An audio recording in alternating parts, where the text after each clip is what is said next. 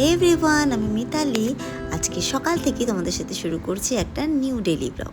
পুজোর কিন্তু আর বেশি দিন নেই, তাই এই ব্লগে কিন্তু আমি শেয়ার করেছি একটা শিলিগুড়ির সুনামধন্য বুটিকের কথা। সেটা দেখতে হলে কিন্তু থাকতে হবে শেষ অবধি। সকালে সব কাজগুলো কিন্তু আমি তাড়াহুড়ো করে করছিলাম, কারণ সেদিন ছিল আমার ছেলের স্কুলে পিটিএম। আর শনিবার থাকার জন্য সেদিন কিন্তু সকালে ক্লাস ছিল না, তো ঠিক টাইমলি আমরা কিন্তু বেরিয়ে পড়েছিলাম পিটিএমে যাওয়ার জন্য। আর পিটিএমে কিন্তু আমি সবসময় শাড়ি পরাই প্রেফার করি, আর আমার ছেলেও খুব খুশি হয় যখন আমি শাড়ি পরি।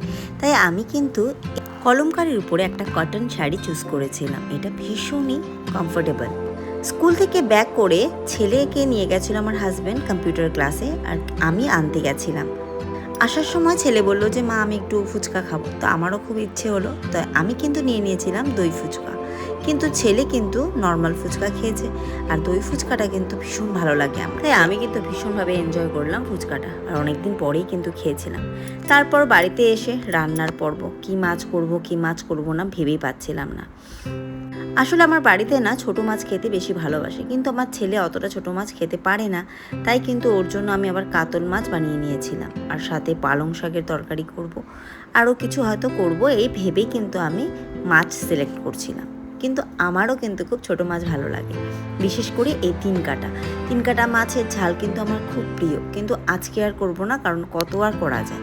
শনিবার ছিল, বিকালে যেরকম আমার ক্লাস থাকে সেরকমই ছিল। এতটা রোদ ছিল সেদিন যে স্টুডেন্টের পরিমাণও কিন্তু অনেকটা কম এসেছিলো, কিন্তু কিছু করার নেই, খুব বেশি রোদ, অনেকেরই জ্বর হচ্ছে। আর এখন তোমাদেরকে আমি নিয়ে যাচ্ছি ঠিক দুদিন আগে। আমি গেছিলাম নিশারাঙ্গে। এর লোকেশনটা হচ্ছে শিলিগুড়ি ইনডোর স্টেডিয়ামের একদম কাছে, যেটা দেশবন্ধু পাড়ার মধ্যে পড়ে। এফবিতে তোমরা যদি সার্চ করো নিশারাং, ওখানে কিন্তু সবটা তোমরা ডিটেলসে পেয়ে যাবে।